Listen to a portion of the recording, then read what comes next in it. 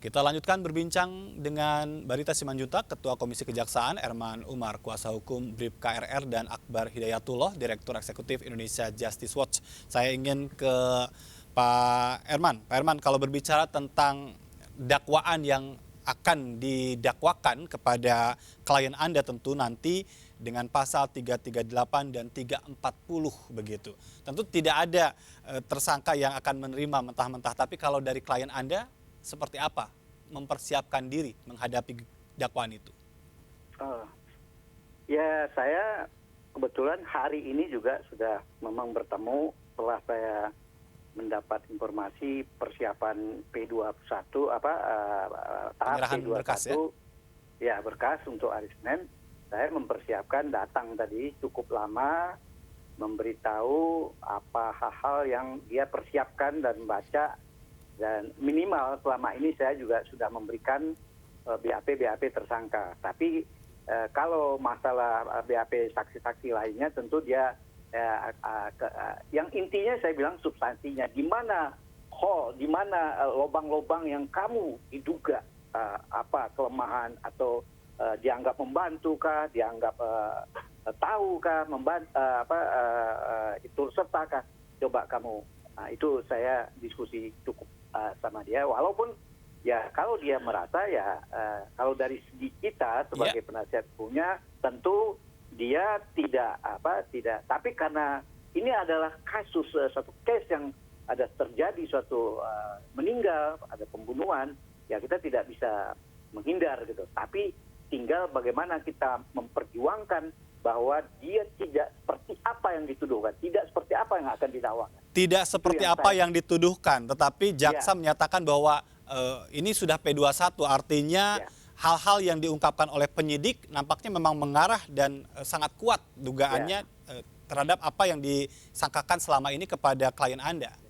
Ya itu artinya dari segi penyidik, dari segi kejaksaan, dia sudah dianggap sudah. Tapi tentu tetap akan berbeda pandangan antara seorang penasihat hukum melihat tentunya ada latar belakang, ada sesuatu hal yang perlu kita ini. Tapi namun demikian tahap sekarang kita tetap menghargai proses ini, kita tunggu. Namun kalau dianggap misalnya ada yang memancing, apakah klien saudara merasa minta maaf atau merasa bersalah, saya kira belum sampai sejauh itu. Itu kira-kira yang kadang-kadang ada perdebatan gitu. Karena ya ada poin-poin, ada hal-hal yang sebenarnya dia merasa tidak melakukan atau tidak sesuai dengan apa yang dituduhkan atau didakwakan. Tapi bagaimanapun ini perkara sudah bergulir, ya tentu kita hargai. Hargai dan kita kooperatif menjalani pemeriksaan selanjutnya. Baik, saya ingin ke Bang Barita. Kalau berbicara tentang kasus ini kan juga sempat menjadi sorotan publik pada saat perkaranya disatukan, begitu kan? Ada yang mengatakan bahwa ini ada untung ruginya dan bisa sangat mungkin menguntungkan para tersangka.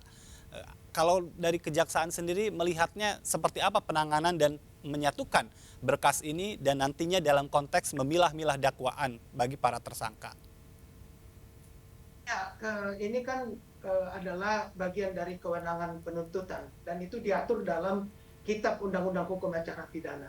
Itu hal yang dilakukan dalam rangka apabila ada satu tersangka melakukan dua peristiwa pidana dan dari kedua itu ada keterkaitannya, maka dalam rangka efisiensi dan efektivitas penanganannya itu disatukan. Itu hal yang juga sudah sering terjadi dalam kasus-kasus yang ada dua tindak pidana yang dilakukan oleh satu orang tersangka yang disebut dengan secara teori hukum acara pidananya konkursus realis. Jadi itu sebenarnya ya kalau nanti di dalam dakwaannya disusun secara kumulatif, justru itu akan mengakumulasikan ya adanya dua peristiwa itu dalam satu tuntutan dan proses peradilan yang akan berjalan secara cepat, sederhana dan biaya ringan.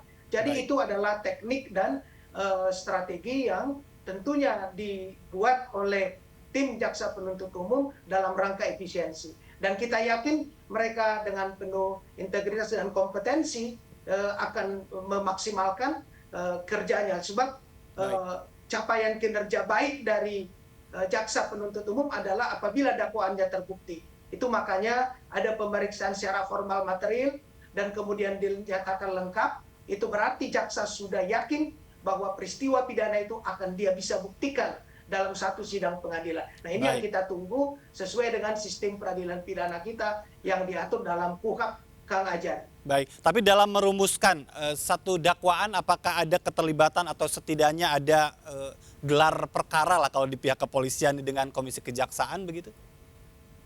Ya, ini kan ada hubungan ketika pertama sekali diserahkan tahap pertama berkas perkara kan, ada 7 hari untuk diperiksa, lalu pengembalian berkas sudah dilakukan dengan petunjuk P19, kemudian dikembalikan dalam waktu 14 hari, itu sudah dilewati, Kang. Ya. Lalu kemudian kan ada koordinasi dan konsultasi, ya, kemudian sebelumnya ada rekonstruksi, itu adalah bagian dari pemenuhan secara formal dan material agar berkas perkara yang akan menjadi sumber utama dakwaan itu telah disusun secara cermat, jelas, dan lengkap. Apabila ini sudah terjadi, maka kemudian itulah yang kita sebutkan P21, lalu ada nanti pelimpahan tahap 2, pelimpahan tersangka dan barang buktinya, baru pelimpahannya ke pengadilan dalam proses penuntutan. Baik. Jadi itu sudah ada koordinasi dan konsultasinya antara penyidik dan penuntut. Itulah yang disebut tahapan pra penuntutan. Dan itu sudah dilalui karena sekarang sudah P21, Kang Ajar. Baik, dan Komisi Kejaksaan dalam hal ini melihat hal tersebut dilaksanakan secara profesional begitu ya. Baik, saya ingin ke Mas Akbar. Mas Akbar, kalau Anda melihat, kita tahu bahwa dalam proses penyidikan begitu rumitnya begitu, dan sekarang yang menjadi ujung tombak adalah kejaksaan. Bagaimana Anda melihat kesiapan dan tadi ya soal polemik tentang penggabungan dan besar kemungkinan begitu soal beratnya hukuman yang nanti akan dijeratkan kepada tersangka? Ya, kalau terkait penggabungan atau di split berkasnya itu memang diskresi daripada kejaksaan ya. Jadi memang itu bagian dari strategi jaksa. Tapi memang dari sisi praktisi memang ada plus minusnya di kedua kebijakan apa plus itu. Minusnya apa kalau dari analisa Anda? Biasanya kalau di penggabungan kan nanti kecenderungannya karena udah kumulatif, hakim memutuskan untuk dua-dua vonis itu jadi terasa tidak berat di salah satu tindak pidananya gitu. Biasanya ya. Tapi belum tentu juga, di beberapa kasus juga jadi berat. Relatif lah ya. Baik. Tapi memang yang menjadi penantian publik itu adalah yang dinanti publik itu apakah kejaksaan akan tetap konsisten mengutamakan 340 atau mulai bergeser 338 gitu. Karena memang kalau saya pribadi juga masih melihat ini sangat terbuka untuk hanya 338 bukan pembunuhan berencana ya. Karena memang beberapa kali dimunculkan bahwa ini sifatnya secara langsung, emosional, hanya memang melibatkan orang dalam jumlah besar ya. Dan saya kira kalau ada juga kalau berencana lumayan ceroboh juga kalau sebanyak itu. Baik. Yang terlibat. Ya, makanya publik bertanya-tanya nih apakah tetap konsisten di 340 atau 338. Baik. Atau rumah aman itu untuk memastikan 340 misalnya seperti itu ya? Kalau rumah aman mungkin yang saya tangkap dari Pak Barita tadi, ini hanya supaya mereka berada di tempat yang sama, supaya bisa punya pemikiran dan fokus yang sama. Jadi tidak terganggu fokus lain. Saya kira cuma itu aja sih. Baik. Terakhir saya ingin ke Pak Herman dan Bang Barita ya, tapi ke Bang Barita terlebih dahulu. Kalau berbicara tadi kembali ke tema kita malam hari ini, kenapa harus dipingit begitu kan? Apakah ini memang juga akan memang menjamin kualitas kerja dari jaksa atau justru mungkin karena dengan dipingit jaksa malah jadi nggak leluasa begitu? Karena terus diawasi, dipantau begitu. Ya, ini kan adalah keharusan bagi jaksa untuk melakukan tugasnya sesuai undang-undang kejaksaan itu karena dia pelaksana kekuasaan negara di bidang penuntutan yang profesional, transparan, dan akuntabel. Publik kan melihat aspek transparansinya bagaimana. tentu tidak hanya retorik ya. Dan ketika tadi disinggung, ketika syarat formal materi dan dinyatakan lengkap P21, jangan lupa itu atas pasal 340, 338, 55, 56 dan obstruction of justice dalam tanda petik dan ITE. Tentu tadi saya katakan kinerja jaksa adalah apabila dakwaannya terbukti itu tidak boleh dilupakan.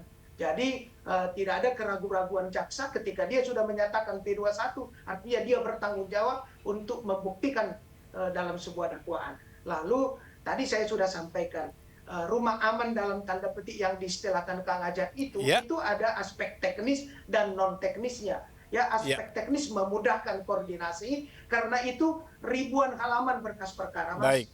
Dan jaksanya juga banyak. Kasusnya itu akan berjalan secara cepat maraton dari satu sidang ke sidang berikutnya.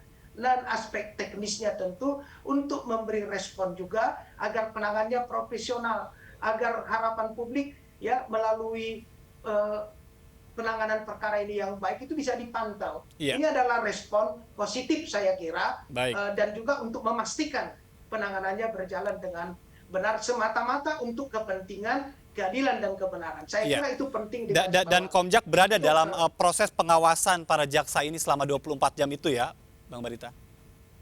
Ya tentu itu bisa dibicarakan sistemnya ya, tetapi pengawas kejaksaan itu kan ada secara internal Jamwas. Lalu dalam aspek itu ada yang kita kenal dengan Jaksa Agung Muda Intelijen, Satgas 53, itu semua adalah bagian dari sistem pengawasan. Ya. Jadi ini berlapis. Kami dalam rangka menerima apa yang diharapkan oleh publik, Mas, ya, terhadap masukan-masukan, aduan-aduan kalau sekiranya ada hal yang dirasa dari masyarakat luas terhadap perkara ini, kami siap untuk menerima dan menindaklanjutinya, Kang Ajat. Baik, saya ke Pak Herman. Terakhir Pak Herman, jaksa sudah bersiap bagaimana dengan para kuasa hukum nih dalam menyongsong persidangan?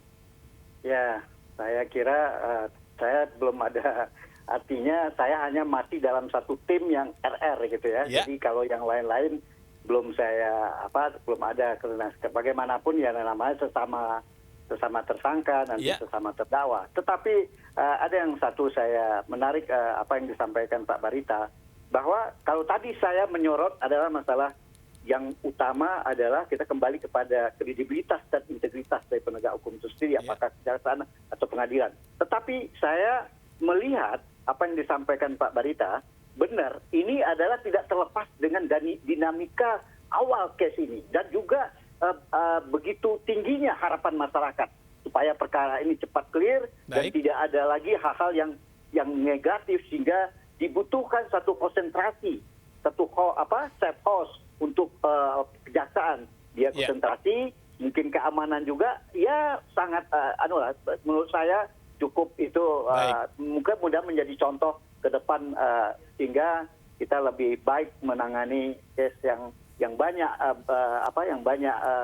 menjadi perhatian publik, ya. Energi masyarakat kita. Baik, terima kasih Pak Herman, terima kasih Bang Barita, terima kasih Mas Akbar sudah bergabung bersama kami malam hari ini. Salam sehat semuanya, mari kita awasi tentu saja ya peradilan yang profesional, akuntabel dan transparan ini. Selamat malam untuk semuanya. Selamat malam. Selamat malam, terima kasih.